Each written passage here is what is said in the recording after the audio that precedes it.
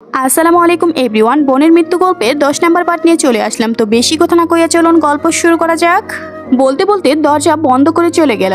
ইস কি ঠান্ডা লাগছে। এখন এখান থেকে কিভাবে বের হব কিছুই তো মাথায় আসছে না। কালকে প্রথম ডিউটি আমার, যেভাবে হোক না কেন এখান থেকে আমাকে যেতেই হবে। বাঁচার জন্য খুব চেষ্টা করছি। হাতগুলো মনে হয় লাল হয়ে গিয়েছে, কিন্তু আবার রুমে দ্বিতীয়বারের মতো আলো জ্বলে উঠল। সামনে তাকিয়ে আমি হতভম্ব হয়ে গেলাম। আরে এ তো ফাহিমের বাবা। আর ফাহিম, এ তো বাঁচার চেষ্টা করবি না, তুই চাইলেও এখান থেকে পালাতে পারবি না।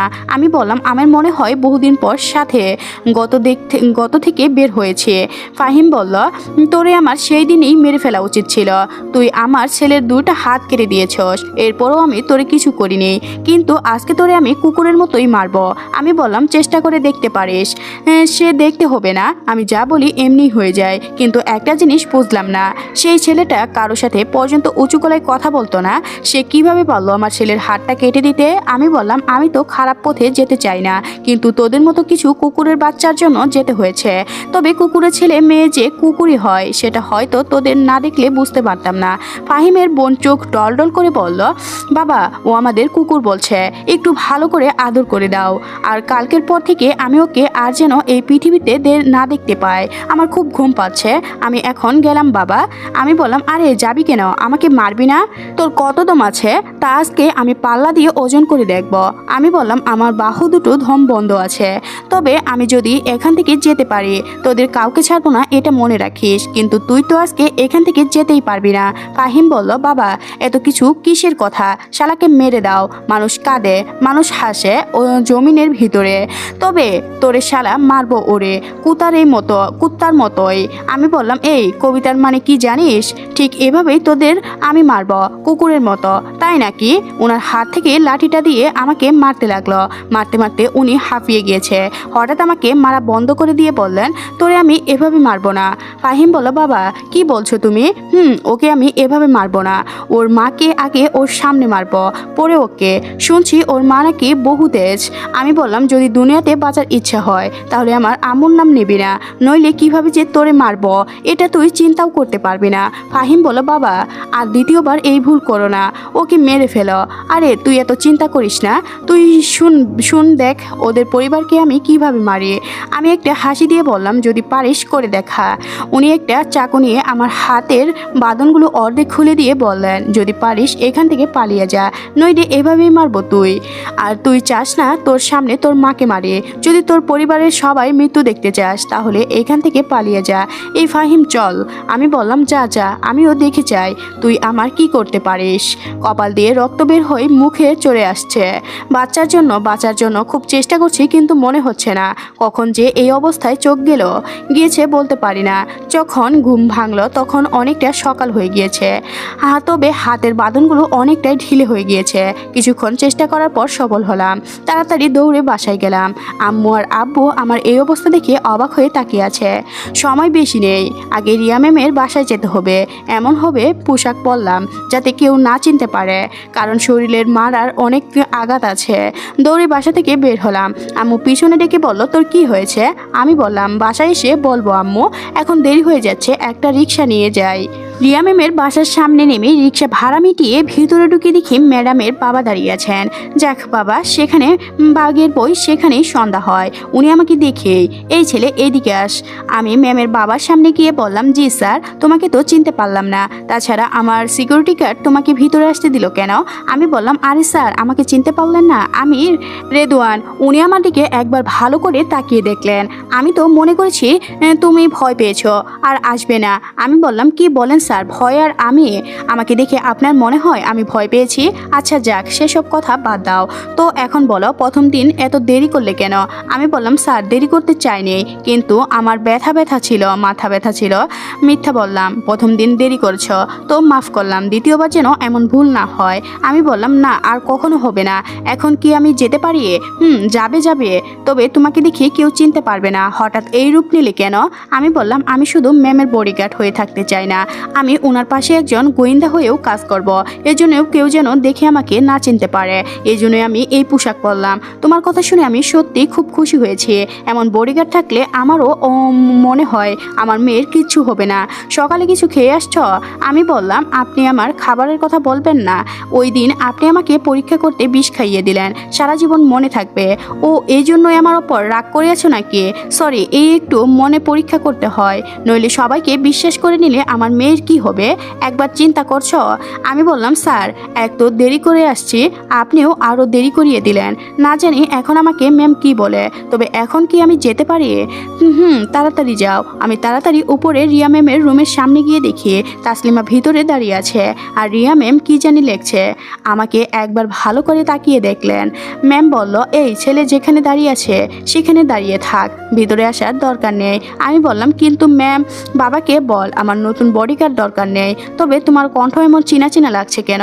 আমি বললাম, আরে ম্যাম আমি রেডওয়ান, আর আমাকে চিনতে পারলেন না? ও তুমি ভিতরে আসো। আমি তো ভাবছিলাম তুমি আর আসবে না, মনে করছি বাবা আমার জন্য নতুন বডিগার্ড পাঠিয়েছে। আমি বললাম, সরি ম্যাম দেরি করার জন্য। এখন বলো দেরি কেন হয়েছে? আমি বললাম, একটু পারিবারিক সমস্যার কারণে দেরি হয়েছে। দূর, আর কত মিথ্যা বললাম। কেন, তোমার মা কি তোমার জন্য বউ দেখছে নাকি? আমি বললাম, আপনি থাকতে আবার বিয়ে করতে যাব কেন? এটা বলতে মুখে হাত দিলাম। কি আর আমি থাকতে মানে? তোমার তো সাহস কম না? তাসলিমা তো চোখ বড় বড় করে আমার দিকে তাকিয়ে আছে। এই রে, কি বলতে কি বলে ফেলেছি। আমি বললাম, আরে ম্যাম আমি বলছি যেখানে আপনি বিয়ে করেন না সেখানে আপনার বডিগার্ড হয়ে আমি কিভাবে বিয়ে করব? আমি তো এটা আপনাকে বুঝাতে চেয়েছি। কি জানি আপনি কি বুঝলেন। ও তাই বলো। আমি বললাম, তাসলিমা তোর খবর কি?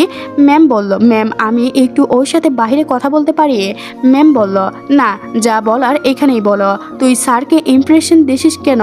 উনি কিন্তু খুব রেগে আছেন, যে কোনো সময় তোরে এই চাকরি থেকে বের করে দিতে পারেন, এটা মাথায় রাখবে। আমি বললাম, তোর স্যারকে বলে দে আমি কারো হুকুমে মেনে কাজ করতে পারি না। আমি যা করব সেটা আমার একার বিষয়। যদি এখানে আমাকে রাখে তো রাখবে, নইলে আমার থানাতেই ভালো। হঠাৎ তোর কি হয়েছে যে এমন কথা বলছিস? আমি বললাম, কিছুই হয়নি। ম্যাম বলল, তোমার কি নিয়ে এভাবে ঝগড়া করছো? আমি বললাম, কিছু না ম্যাম, বাদ দেন। আজকে কি কোথাও বের হবেন নাকি? আজকে একটা জায়গায় যাব, আর আমার এক বান্ধবীর বোনের বিয়ে। আমি বললাম, বের হবেন কখন ম্যাম? এই তো একটু পর। তবে তোমাকে দেখেই তো চেনা যায় না, কিন্তু তোমার মাস্কটা এমন লাল হয়ে গিয়েছে কেন? মুখে হাত দিয়ে দেখি সত্যি ভিজে গিয়েছে মাস্কটা রক্তে। আমি বললাম, ম্যাম ওয়াশরুমটা কোন দিকে? ওই যে ওই দিকে যাও। মুখটা কিছুটা পানি দিয়ে আবার ম্যামের কাছে আসলাম। চলো। ম্যামের পিছন পিছন নিচে নামলাম। বাবা বলল, রিয়া মা তুই একটু গাড়ির সামনে দাঁড়া, আমি রেদওয়ানের সাথে কিছু কথা আছে। আচ্ছা বাবা, তাড়াতাড়ি করো। এই একদিনে আমার নামটাও মুখস্থ করে নিল। এই ছেলেটা কি চিন্তা করে? আমি বললাম, চিন্তা করছি। আবার আপনি কি আমার ওপরে নতুন কোনো পরীক্ষার অ্যাপ্লাই করবেন নাকি? চুপ কর, এইদিকে এক চর। আমি বললাম, কিছু বলবেন? এই নাও পিস্তল। আমি বললাম, কিন্তু আমার কাছে তো আছে স্যার। আরে ওইটা তো অফিসিয়ালি, ওইগুলি খরচ করলে সরকারি হিসেব দিতে হবে। আর এইটা মনে করো আজ থেকে তোমার নিজের। তো আমার মেয়েকে যে তোমার ছোঁয়ার চেষ্টা করবে, সাথে সাথে ভরে দিবে। আর যত পারো গুলি খরচ করো, আমি কিছু বলবো না, তবে সেটা আমার মেয়ের জন্য। আমি পিস্তল নিয়ে বললাম, বুঝে গিয়েছি স্যার, আর বলতে হবে না। গুড, এখন যাও, আমার মেয়ে হয়তো দাঁড়িয়ে আছে। কি এক জ্বালায় পড়লাম। এর কথা শোনো, ওর কথা শোনো, এই জন্যই এসব চাকরি করতে চাই না। বাইরে এসে দেখি ম্যাম গাড়িতে উঠে গিয়েছে। তাসলিমা আজকে ডাক দিয়ে বলল, তাড়াতাড়ি আয়, সবাই তোর জন্য অপেক্ষা করছে। আমি গিয়ে তাসলিমার সাথে পিছনে বসে গেলাম। এই নিয়ে স্যারের সাথে কথা বল। আমি বললাম, দেখ আমি এক কথা বারবার বলতে পারবো না, আর এখন উনি চাইলেও আমাকে এখান থেকে সরাতে পারবে না, কারণ সবাই এখন আমাকে বিশ্বাস করে। বলে দে স্যারকে। তাসলিমা মুখটা কালো করে বলল, এত ওরা ভালো না। আমি বললাম, তা তুইও তো দেখি আমার ওপর রেগে গেলে। আমি কি তোর কি এমন ক্ষতি করলাম রে? দেখ আমি তোর ওপর রাগ করব কেন? আচ্ছা বাদ দে, আমি স্যারকে বুঝিয়ে বলবো। এখন তোর ফোন নাম্বার দে। সকালে তোর ফোনে কল করতে গিয়েও করতে পারিনি, কারণ তোর ফোন নাম্বার আমার কাছে নেই। আমি বললাম, দে ফোনটা আমার কাছে দে। আমি তুলে দেই। তাসলিমা ওয়েলপেপারের একটা ছেলের ছবি দেখে বললাম, ছেলেটা তো সুন্দর আছে, তুই দেখে ফেলছিস? আমি বললাম, যেভাবে সামনে সামনে রাখলে শুধু আমি না, যে তোর ফোন হাতে নেবে সেও দেখতে পারবে। এখন বল ছেলেটাকে। আমার বয়ফ্রেন্ড। আমি বললাম কেমন জানি চেনা চেনা লাগছে। সত্যি কথা বলতে ও আমাদের সিনিয়র স্যার। কি? সত্যি। আমি বললাম কিন্তু দেখে তো এমন লাগছে না, অনেক আগের পিক এটা। তবে একটা কথা কি জানিস, এটা শুধু আমার ভালোবাসা। আমি বললাম তোর ভালোবাসা মানে?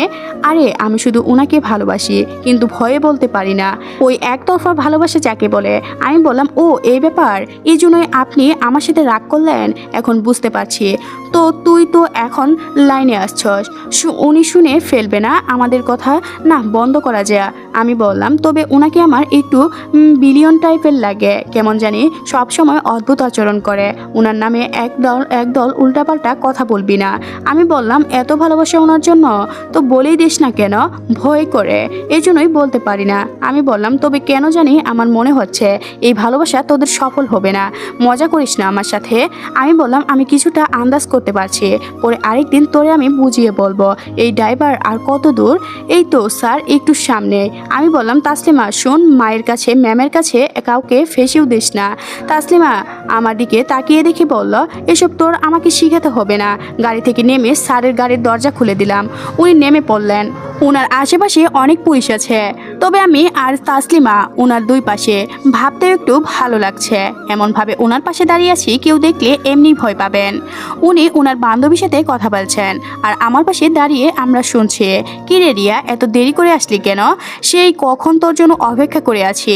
ম্যাম বলল আমি তো সেই কখন থেকে রেডি হয়ে বসেছিলাম, একজন সিকিউরিটি গার্ডের জন্য দেরি হয়েছে। বাবা, এখন আবার দোষ অপর কার চাপিয়ে দিলি?